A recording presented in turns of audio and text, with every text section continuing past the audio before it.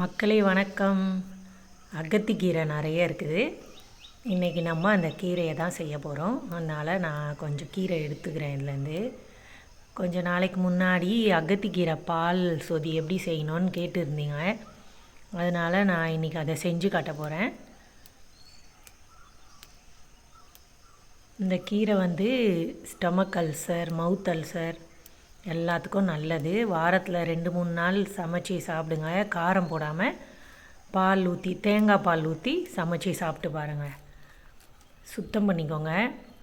அப்புறம் சொதி எப்படி செய்யறதுன்னு பார்க்கலாம். நான் இது லாங் வீடியோவில் போட்டிருக்கிறேன்.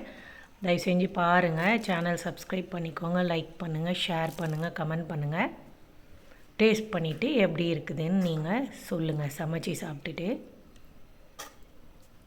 வீடியோ பிடிச்சிருந்தா லைக் பண்ணுங்கள். தேங்க்யூ, பாய்.